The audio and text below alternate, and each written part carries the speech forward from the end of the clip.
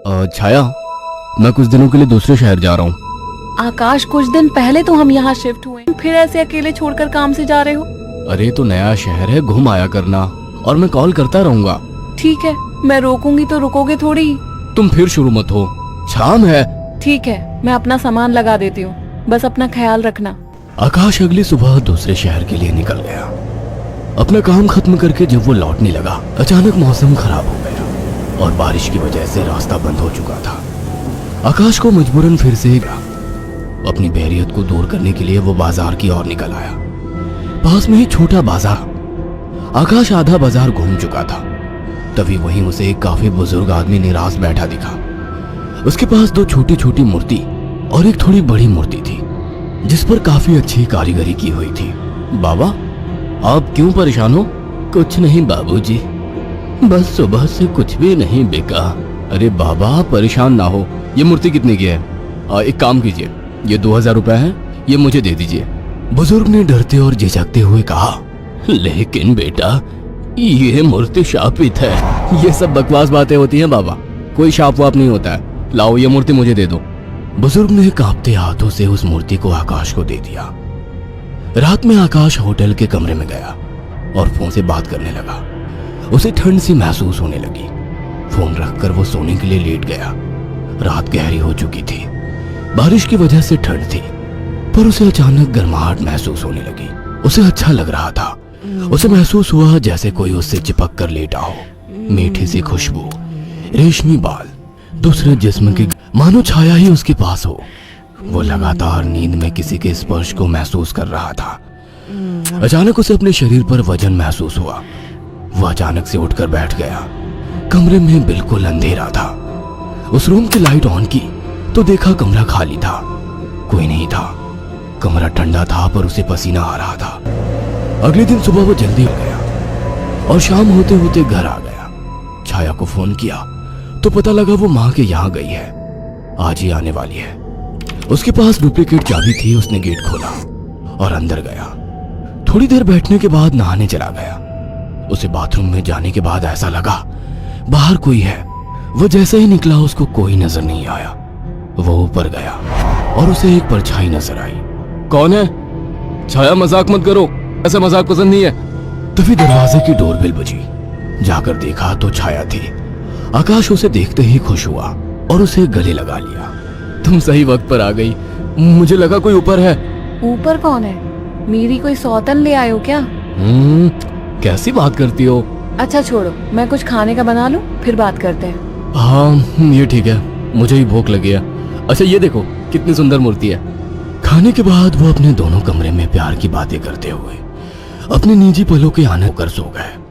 मगर आधी रात को आकाश को वही खुशबू स्पर्श महसूस हुआ। उसे लगा छाया को आज ज्यादा ही प्यार आ रहा है और वो जो कर रही है करने दूं। छाया इस बार काफी उत्तेजित लग रही थी। आकाश को भी आनंद आ रहा था। अंधेरे में छाया ने आकाश के सारे कपड़े उतार दिए और पागलों की तरह उसके जिस्म को चूमने लगी। आकाश भी पूरी तरह से उत्तेजित हो गया था। छाया की गरम गरम सांसें आकाश को पूरी तरह से पागल बना दे रही थी और वासना का खेल चरम सीमा तक पहुंच गया। कुछ ही पलों का वासना का वेग लंबी लंबी और गहरी सांसों के बीच शांत हो गया। सुबह आकाश ने देखा छाया जाग चुकी थी। छाया चाय लेकर आकाश के पास आ गई। उठो, चाय पी लो। वह चाय के लिए उठा तो छाया बोल उठी, ये मूर्ति लेकर कब से सोने लगे तुम? अरे ये तो उस साइड बिस्तर में कैसे आ गई? आ गई होगी। एनीवे, चलो तैयार हो जाओ, ऑफिस जाओगे ना? लाओ, इस मूर्ति को मैं रख देती हूँ। थोड़ी देर बाद छाया कमरे में सफाई करने गई। वो काम में बिजी थी, पर उसे लगा जैसे मूर्ति उसे देख रही है। जैसे उसने मूर्ति की तरफ देखा, मूर्ति अपनी जगह जैसी थी वैसे ही रखी थी। छाया काम खत्म करके कमरे से निकलने को हुई तो अचानक मूर्ति गिर गई। छाया ने पलट के मूर्ति को उठाया। अचानक मूर्ति मुस्कुराई। छाया डर गई और मूर्ति हाथ से छूट गई। डरते डरते उसने मूर्ति को उठाया तो उसने देखा वो सामान्य थी। तान मूर्ति डराती है मुझे। ये कहकर उसने मूर्ति को अलमारी में रख दिया। काम खत्म कर छाया नहाने गई और जैसे ही उसने कपड़े उतारे और पानी का नल खोला, गर्म पानी उस पर गिरा। वो चिल्ला उठी और बिना कपड़ों के बाहर निकलकर भाग आई। उसके जिस्म पर छाले हो चुके थे उसने आकाश को फोन किया। आकाश तुरंत चला आया और ताल ले गया। आकाश ने ऑफिस से कुछ दिन की छुट्टी ले ली। छाया, ये सब कैसे हुआ? पता नहीं, नल से गर्म पानी अचानक निकला। मुझे सब अजीब सा लग रहा है, मानो मुझे कोई देख रहा हो। तुम आराम करो, मैं कुछ खाने को लेकर आता हूँ। छाया लेटी हुई थी। अचानक उसने ध्यान दिया, मूर्ति उसकी ही तरफ घूर रही थी। अचानक उसे याद आया कि मूर्ति को तो उसने अलमारी में रख दिया था। अचानक वो मूर्ति हिलने लगी। छाया चीख उठी। आकाश दौड़ता हुआ आया। क्या हुआ? ये मूर्ति अभी थी। तुम्हारा वहम होगा छाया। मगर रात को आकाश को फिर से चुंबन के स्पर्श महसूस हुए। वो नींद में था और चाह के आंखें नहीं खोल पा रहा था, परंतु आकाश को चुंबन के स्पर्श उत्तेजित कर रहे थे। उसके मुंह से आवाजें निकल रही थी। अचानक छाया की आंख खुल गई और उसने जो देखा वो हैरान रह गई। उसने देखा कि एक लड़की काली परछाई के रूप में आकाश के कपड़े खोल रही थी और वो देखते ही चिल्लाने लगी। आकाश, वो काली परछाई! अचानक कमरे के शीशे की आवाज आई और शीशा टूट गया। आकाश उठकर बैठ गया। ये शीशा कैसे टूटा? और तुम चिल्लाई क्यों? आकाश, वो कोई काली आत्मा थी। मैंने अभी देखा, वो तुम्हारे साथ संबंध बना रही थी। क्या तुम्हें बिल्कुल पता नहीं लगा? कौन? क्या कह रही हो? मुझे महसूस तो हुआ, पर मुझे लगा तुम हो। पागल हो क्या? ऐसी हालत में मैं संबंध बनाने की सोचूंगी? आकाश, वो एक काली परछाई थी, पर वो एक लड़की थी। तभी को जब ये सब महसूस हुआ तो मुझे कुछ अजीब सा लगा था। मुझे ऐसा होटल में महसूस हुआ कि जैसे मेरे पास कोई तो है। और अगले दिन मैं घर आ गया था। तब से जब भी सोता हूँ ऐसा कुछ होता है। मुझे लगता था कि तुम हो। तभी अचानक दोनों का ध्यान मूर्ति पर गया। आकाश ने तुरंत उस मूर्ति को बाहर फेंक दिया। कुछ दिन बाद छाया पानी पीने के लिए उठी। अचानक उसकी नजर फिर से ड्रेसिंग टेबल पर रखी मूर्ति पर पड़ी। अचानक उस मूर्ति ने छाया का मुंह धारण कर लिया। छाया अचानक बेहोश हो गई। कुछ देर बाद उसकी आंखें खुली तो उसे सब सपने जैसा लग रहा था। अचानक वो किचन में चली गई। तभी वहां आकाश आ गया। अरे, पहले ठीक तो हो जाती। मैं तो ठीक हूँ। अच्छा। हाँ, आज तो मुझे एक अलग ही सुबह लग रही है। ओके, अब चलो आराम करो। मैंने तुम्हारे लिए कुछ दिन की छुट्टी ली है। अगर ऐसा है तो मुझे खूब प्यार करो। आज आकाश को छाया कुछ बदली बदली सी लग रही थी। खाने के वक्त भी छाया काफी अजीब तरीके से खा रही थी। वो बरसों से भूखी हो। छाया, क्या हुआ? आराम से खाओ। रात ठीक से खाया नहीं था ना, तो मुझे जोरों की भूख लग रही है।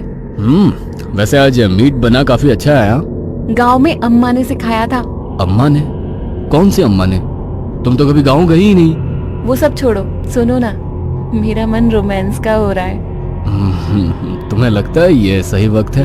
प्यार करने का कोई वक्त नहीं होता। अचानक छाया आकाश से जाकर लिपट गई। उसके जिस्म को चूमने लगी।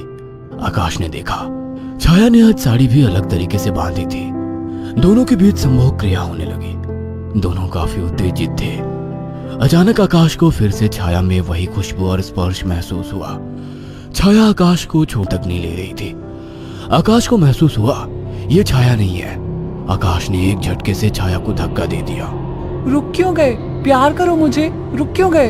आवाज में भारीपन था। आकाश की आंखें बंद थी और जैसे ही उसने आंखें खोली, जिसमें छाया का था लेकिन चेहरा किसी और का था। आकाश ने कांपती आवाज में कहा, मेरी बीवी कहाँ है? छाया के चेहरे के हाव भाव में उसका चेहरा सफेद और आंखें काली थी। वो गुस्से में बोली, मुझे पसंद नहीं थी वो, मार डाला उसे।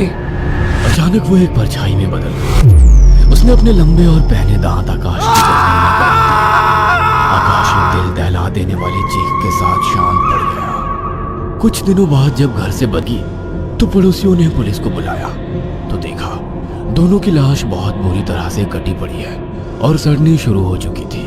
पुलिस को लाशों के पास से वो मूर्ति मिली थी। अगर आपको हमारी ये कहानी पसंद आई हो तो इसे लाइक और शेयर करना ना भूलें।